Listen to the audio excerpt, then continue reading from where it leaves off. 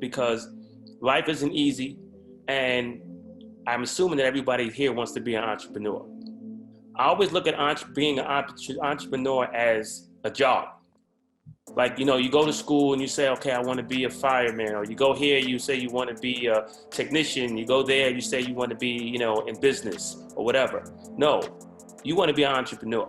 So if you want to be an entrepreneur, that's who I'm talking to right now. To be an entrepreneur, first thing you have to have is what they call drive. And I always used to kind of talk to myself and say, well, how can I teach drive? Because without drive, without the energy, without the passion, without the push, you're never gonna succeed. So you might as well just stop right now and get off this line and go work with somebody. But if you want to put the time in, then we could talk about entrepreneurship. Entrepreneur is literally the last person get paid, but in the end, you're the biggest, you get paid as if you stick to it. So my partners and I, when we started way back when, 1992, I'm not sure what ages are on here, so it could be before some people were born at this point. We set out to just kind of create a clothing line. Actually, that was more my idea, more so than anything, because I really wanted to be in fashion. And I went to FIT to do it.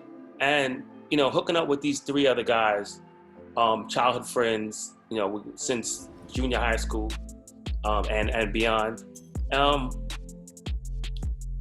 we just had this passion to just create something, to do something, to get out our own neighborhoods, to get out our own way by running around being kids and just, living vida loca and hanging out and partying and doing all sorts of crazy stuff. We wanted to do something else with our lives. We wanted to work. Some of our parents were, worked for somebody forever, but we didn't want to do that. We saw the LL Cool J's and Run DMC's and all that way prior to all you guys were actually born, but we saw them doing something and we wanted to do something just like them.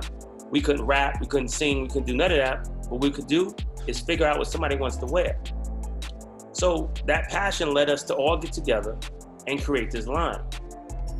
But it's a thing called timing. The timing was right.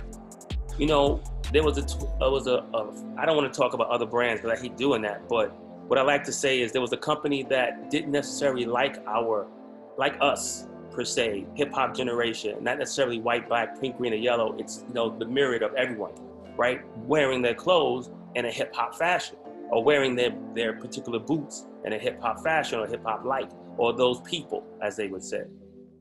And so we looked, deep into our heart and saying, well, we want to wear something that's for us, that's by us. And then all of a sudden, we couldn't make it that long, so we said FUBU. So again, that's how you make a name.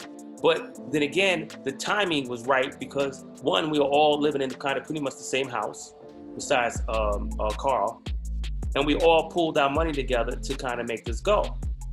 And we all sacrificed. And instead of actually, wasting time, we utilized our time. So we utilized our time, and most people looked at us as like, well, come on, man, let's go hang out. Let's go do this, or let's go do that. Or, what are you doing? That's never gonna work.